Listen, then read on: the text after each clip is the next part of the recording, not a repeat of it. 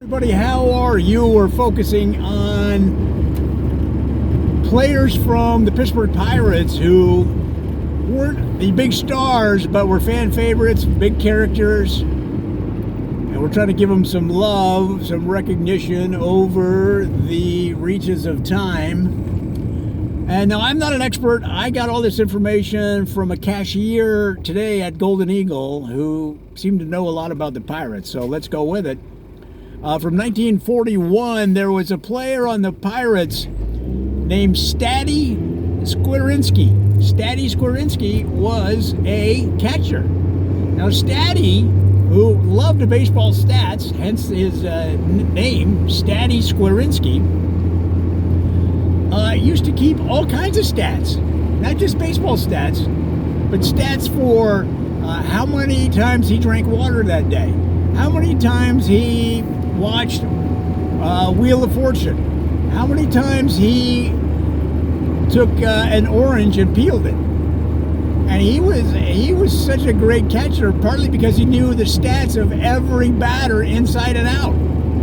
And he loved to play with the fans because they would ask him crazy stats and he would know. Hey, Statty, how many times has it snowed in Pittsburgh during a baseball game? He'd go, 18 times, and he could list them. The guy was amazing. That's Statty Squarinsky.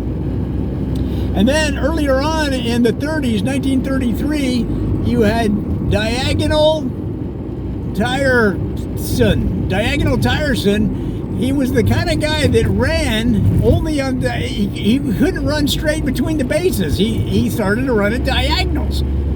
And you would think, well, that's going to slow you down and mess you up, but he actually was able to avoid a lot of tag situations by being able to run and deke, almost doing football moves when they were trying to run him down on a double play. And he really made that his thing, his niche. And, fans used to make fun of him in the parking lot. He'd be out there before the games, and that's in those days where they socialized with the fans. And the fans would run in these little diagonal moves like a football halfback. But the fans loved him. He wasn't a big star, but he was the right guy with the right skills at the right time. And finally, from the early 60s, 1961, you had Ado H-Way. Ado H-Way was a outfielder.